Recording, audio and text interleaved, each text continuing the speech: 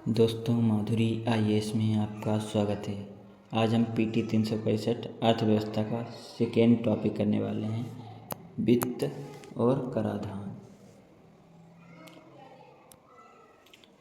राजकोषीय उत्तरदायित्व और बजट प्रबंधन अधिनियम FRBM सुर्खियों में क्यों रहा है? भारत के नियंत्रक महालेखा परीक्षक केग की रिपोर्ट राजकोषीय उत्तरदायित्व और बजट प्रबंधन FRBM अधिनियम के अनुपालन में कई राजकोषीय विसंगतियों और पारदर्शिता से जुड़े मुद्दों को रेखांकित किया है। FRBM अधिनियम 2003 के बारे में जानते हैं। चलो, उद्देश्य क्या था इसका? FRBM अधिनियम 2003 को राजकोषीय प्रबंधन में अंतर पीढ़ीगत इक्विटी को बढ़ावा देने, दीर्घकालिक मैक्रो इकोनॉमी स्थिरता सुनिश्चित करने के लिए लागू किया गया। इस अधिनियम का उद्देश्य आर्थिक स्थिरता, जिम्मेदार वित्तीय अनुसंधान को बढ़ावा देने के लिए केंद्र सरकार की राजकोषीय नीति को सतत मार्ग की ओर निर्देशित करना था। इस अधिनियम का एक प्रमुख प्रावधान यह है कि केग को हर वर्ष इसके प्रावधानों के अनुपालन की समीक्षा करनी होगी। इसके प्रावधानों की समीक्षा कौन करेगा? केग। FRBM के प्रावधानों की समीक्षा कौन करेगा? केग, CAG नियंत्रक और महालेखा परीक्षक। FRBM के तहत बजट के साथ संसद में निम्नलिखित विवरण प्रस्तुत करना अनिवार्य है: बृहत आर्थिक रूपरेखा विवरण, मैक्रो इकोनॉमिक फ्रेमवर्क स्टेटमेंट, मध्यवर्ती राजकोषीय नीति सह राजकोषीय कार्यनीति विवरण, medium term fiscal policy statement, राजकोषीय समेकन का पथ विवरण, fiscal policy strategy statement. FRBM के तहत मुख्य लक्ष्य, मापदंड, लक्ष्य, राजकोषीय घाटा मूल FRBM GDP का 3% तक, ऋण सीमा सामान्य सरकार केंद्र व राज्य GDP का 60%, केंद्र सरकार GDP का 40%।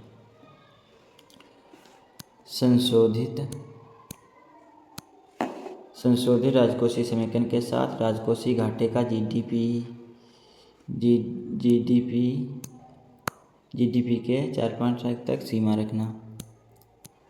संशोधित राजकोषीय समेकन अतिरिक्त गारंटी भारत की संचयी निधि पर किसी भी वर्ष में GDP का 0.5% से ज़्यादा या बराबर। राजकोषीय उत्तरदायित्व और बजट प्रबंधन FRBM अधिनियम 2018 के संशोधन द्वारा राजस्व घाटा और प्रभावी राजस्व घाटा के लक्ष्यों को हटा दिया गया। केग के रिपोर्ट के मुख्य बिंदुओं पर एक नज़र। केंद्र सरकार के ऋण की प्रवृत्तियाँ। केंद्र ऋण GDP अनुपात। महामारी के दौरान केंद्र सरकार का GDP अनुपात वित्तीय वर्ष 2020-21 में 61.38% के उच्चतम स्तर पर पहुंच गया था। उच्च ऋण GDP अनुपात अच्छा नहीं माना जाता है क्योंकि यह डिफ़ॉल्ट, ऋण चुकाने में विफलता के जोखिम को दर्शाता है। राजस्व प्राप्तियां बनाम ब्याज भुगतान। यह अनुपात सरकार की राजकोषीय स्थिति और राजकोषीय संकट का एक अहम संकेतन माना जाता है। यह 2020-21 में 38.66% के उच्चतम स्तर तक पहुंच गया था। हालांकि बाद में इसमें कमी दर्ज की गई। 2022-23 में मामूली रूप से बढ़कर यह 35.35% गारंटी सीमाओं का अनुपालन यह 2022 से 23 में सकल घरेलू उत्पाद के 0.5% की कानूनी सीमा के भीतर रहा, जो एक्ट के अनुपालन को दर्शाता है। अप्राप्त का राजस्व। रिपोर्ट में अधिक वसूली योग्य कर अनुमान होने के बावजूद अधिक अप्राप्त कर होने का उल्लेख किया गया। 2022-23 के अंत तक अप्राप्त कर राजस्व 21.30 ट्रिलियन तक पहुंच गया। इस अप्राप्त कर राशि का एक बड़ा हिस्सा विवादित नहीं था, जो कर व्यवस्था को लागू करने या वसूली प्रक्रिया में संभावित समस्याओं की तरफ इशारा करता है। प्रमुख शब्दावलियाँ। राजकोषीय घाटा या सरकार के कुल व्यय और कुल प्राप्तियाँ कर्ज को छोड़कर के बीच के अंतर होता है। राजकोषीय घाटा कुल खर्च और कुल प्राप्तियाँ। मान लें हमें जितना रुपये केंद्र सरकार।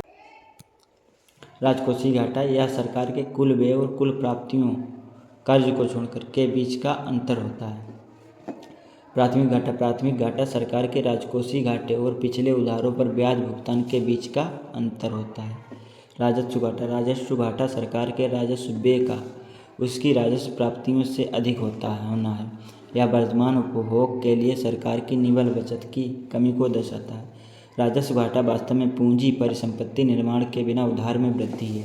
प्रभावी राजस्व घाटा, इसका मतलब राजस्व घाटे और पूंजीगत परिसंपत्तियों के निर्माण के लिए दिए गए अनुदान के बीच का अंतर।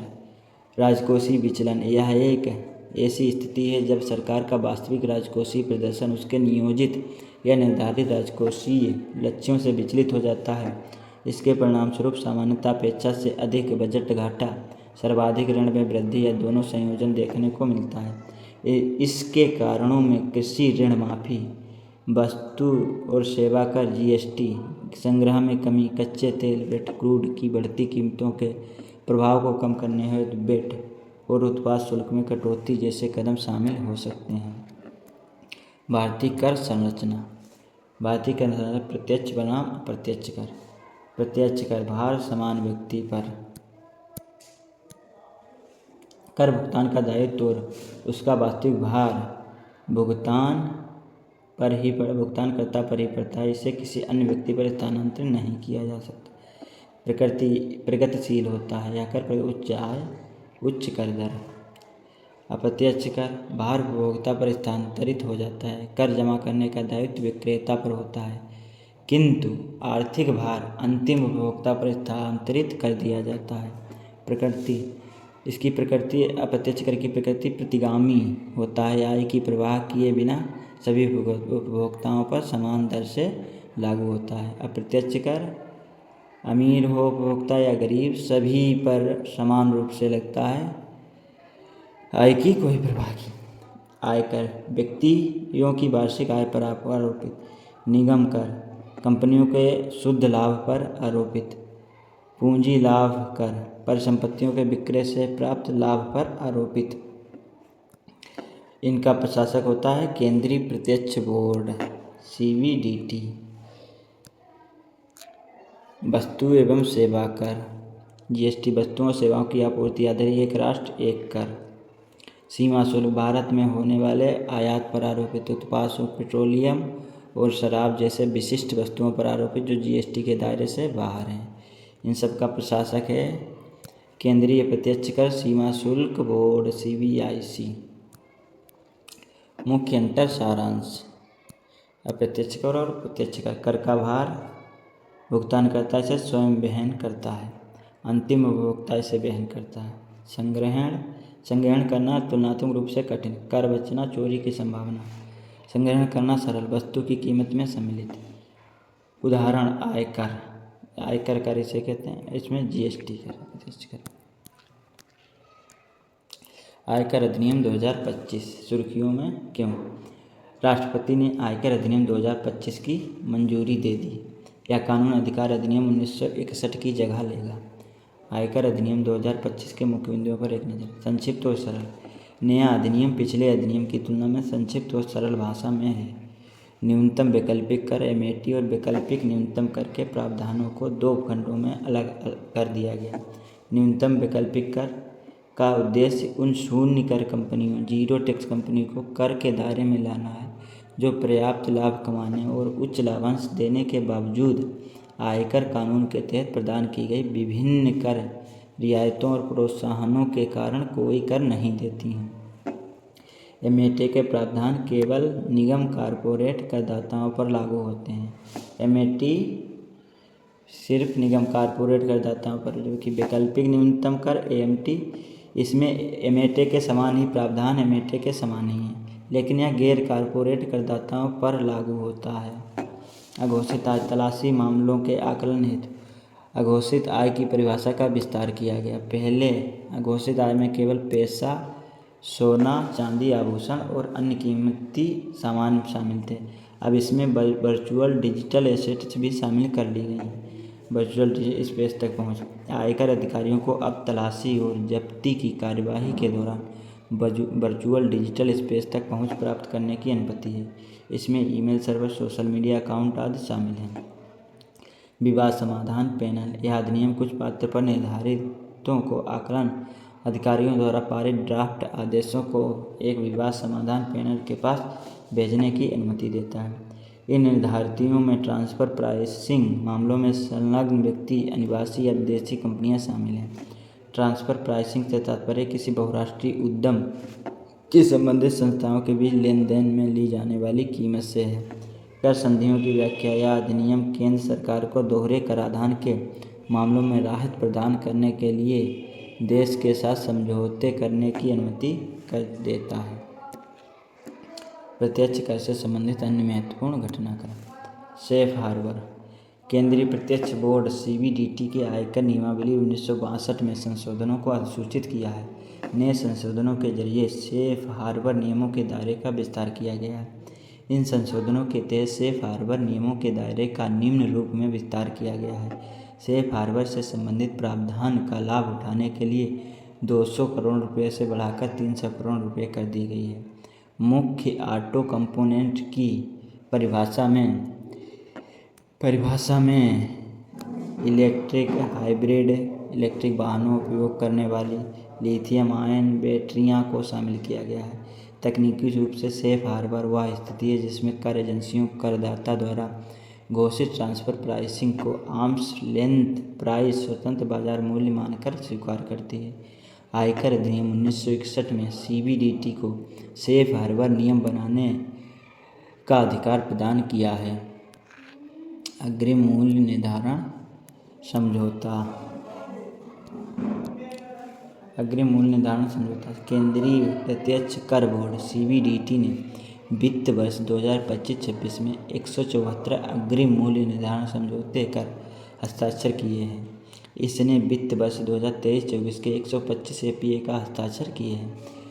वित्त मंत्रालय ने आयकर अधिनियम 1961 में धारा 92CC और 92CD को जोड़कर वित्तीय अधिनियम 2012 के अंतर्गत APA के प्रावधानों को शामिल किया है। अग्रिम मूल्य निर्धारण समझौता APA क्या है? APA बोर्ड, कर प्राधिकरण और व्यक्ति करदाता के बीच एक समझौता होता है।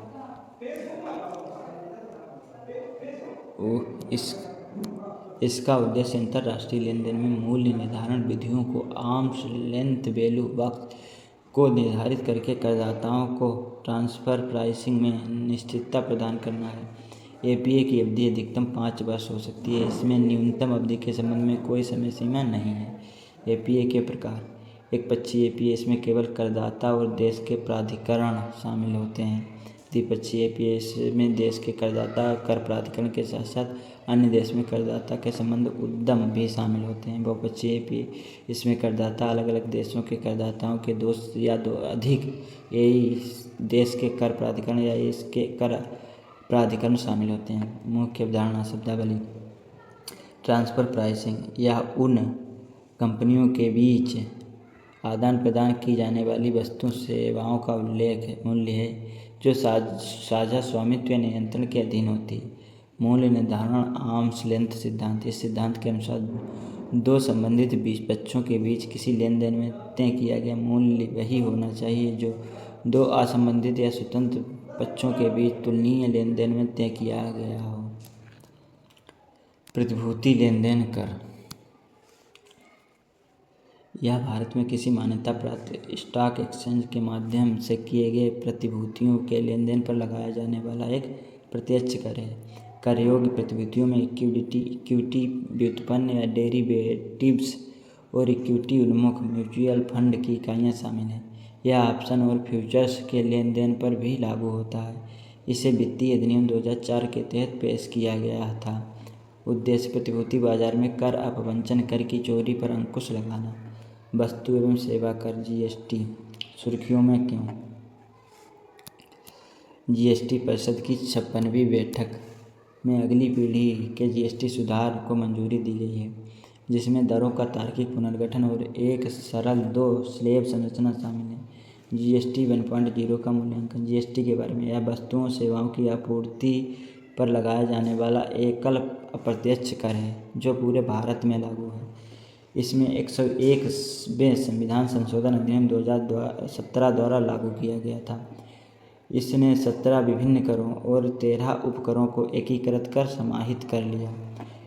इसने करों के सोपानी प्रभाव कर के ऊपर कर को समाप्त कर दिया। जीएसटी के मुख्य घटक केंद्रीय जीएसटी, राज्य जीएसटी, केंद्र शासित प्रदेश जीएसटी और एकीकृत जीएसटी।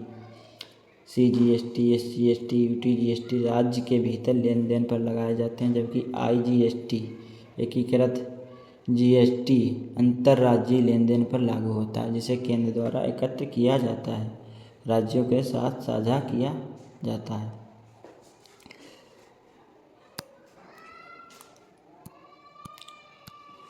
गंतव्य आधारित पर राजस्व उस राज्य केंद्र शासित को प्राप्त होता है जहां वस्तुओं या सेवाओं का अंतिम उपभोग किया जाता है। जीएसटी 2.0 प्रमुख सुधार सिफारिश।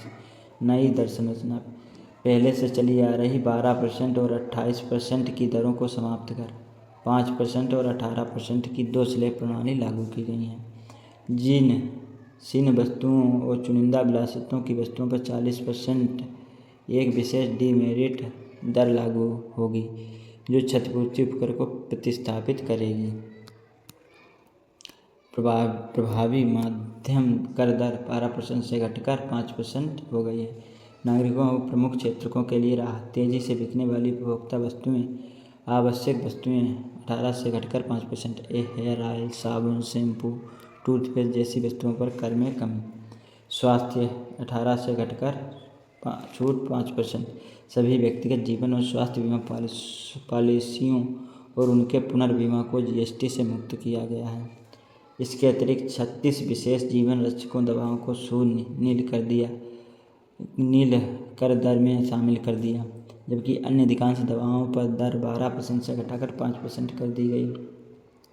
प्रमुख आर्थिक प्रेरक 28% से घटकर 18%। Air condition, dish washing machine और सभी टीवी सेट सभी पर एक समान 18% लागू की गई। सीमेंट पर दर 28% से घटाकर 18% कर दी गई। परिवहन 28% से घटकर 18%। छोटी कारें पेट्रोल, एलपीजी, सीएनजी 1200 सीसी तक, डीजल 1500 सीसी तक, दोनों 4000 mm लंबाई से कम और 350 सीसी तक की मोटरसाइकिलें। विवाद निपटान। अपीलों के लिए वस्तु एवं सेवा कर अपीली प्राधिकरण जीएसटीएटी का परिचालन सितंबर 2025 के अंत तक शुरू होने जा रहा है। सरकार द्वारा औपचारिक रूप से इसकी शुरुआत की जा चुकी है।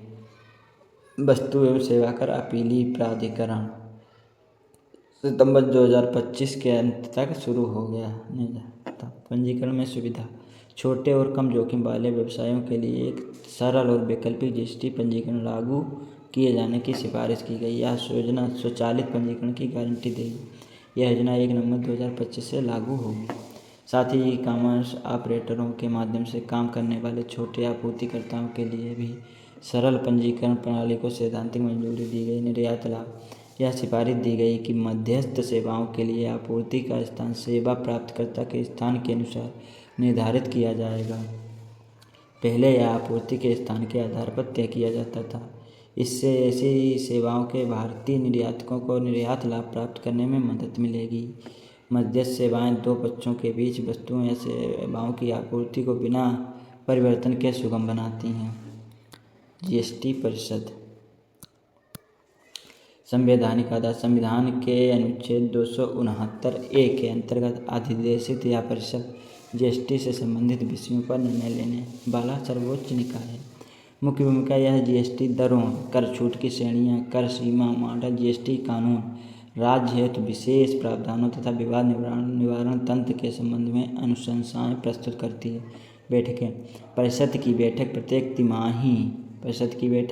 तिमाही में कम से कम एक बार होनी अनिवार्य है। आवश्यकता मुद्दों के लिए विशेष सत्र बुलाए जा सकते हैं। संरचना। इसकी अध्यक्षता केंद्रीय वित्त मंत्री करते हैं। जीएसटी परिषद की अध्यक्षता केंद्रीय वित्त मंत्री करते हैं। अन्य सदस्यों में केंद्रीय राज्य मंत्री। अध्यक्षता केंद्रीय वित्त मंत्री। अन्य सदस्यों में केंद्रीय राज्य मंत्री, राजस्व वित्त के और सभी राज्यों, केंद्र शासित प्रदेश, विधायिका वाले के वित्त मंत्री शामिल होते हैं। मतदान प्रक्रिया। इसमें भारित मतदान प्रणाली का अनुसरण किया जाता है। केंद्र 1/3 मत, राज्य 2/3 मत, किसी भी प्रस्ताव को पारित करने के कुल भारित मतों की जितने भी उपस्थित मतदान हैं उनके 3/4 बहुमत की आवश्यकता होती है। यह सहकारी संघवाद को बढ़ावा देती है, जिससे संपूर्ण भारत में जीएसटी प्रणाली की एकरूपता और स्थिरता सुनिश्चित होती है। अन्य महत्वपूर्ण शब्दावलियाँ: एंटी डंपिंग शुल्क। एंटी डंपिंग ड्यूटी पर एक प्रकार का सुरक्षात्मक शुल्क टैक्स होता है। इसे सरकार द्वारा घरेलू बाजार की सुरक्षा के लिए विदेशी वस्तुओं के आयात पर लगाया जाता है जब वे बहुत सस्ते दाम पर बेची जाती हैं। डंपिंग वह प्रक्रिया जिसमें कोई विदेशी अपने उत्पाद को दूसरे देश में इतनी कम कीमत पर बेचती है जो अपने देश की कीमत से भी कम होती हैं। GATT general agreement on tariff and trade के तहत देशों को डंपिंग के खिलाफ कदम उठाने की अनुमति दी गई है। डंपिंग के खिलाफ GATT के तहत डंपिंग के खिलाफ कदम उठाने की अनुमति है। सेफ गार्ड ड्यूटी, यह आयात से घरेलू उत्पादों को सुरक्षा प्रदान करने वाला आर्थिक उपाय है। विश्व व्यापार संगठन के सदस्य देशों को सेफ गार्ड ड्यूटी लगाने की अनुमति होती है। इसका उद्देश्य घरेलू उत्पादों को तब तक संरक्षण देना होता है जब किसी उत्पाद के आयात में अचानक और भारी वृद्धि हो जाती है। इससे स्थानीय उद्योग पर प्रतिकूल प्रभाव पड़ता है। सैद्धांतिक रूप से सेफ गार्ड उपाय के तहत किसी देश विशेष को टारगेट नहीं किया जा सकता। हालांकि असाधारण परिस्थितियों में जब किसी एक देश में आयात अत्यधिक मात्रा में बढ़ता है तो उस देश के लिए एक से आयात का अधिकतम कोटा निर्धारित किया जा सकता है। सेफगार्ड उपाय अधिकतम 4 वर्षों तक लागू रहता है। हालांकि राष्ट्रीय एजेंसियों से अनुमति प्राप्त होने पर इसे 8 वर्षों तक बढ़ाया जा सकता है।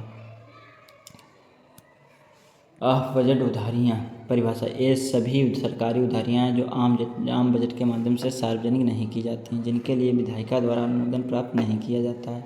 ये उधार आमतौर पर निम्नलिखित माध्यमों से लिए जाते हैं: सरकारी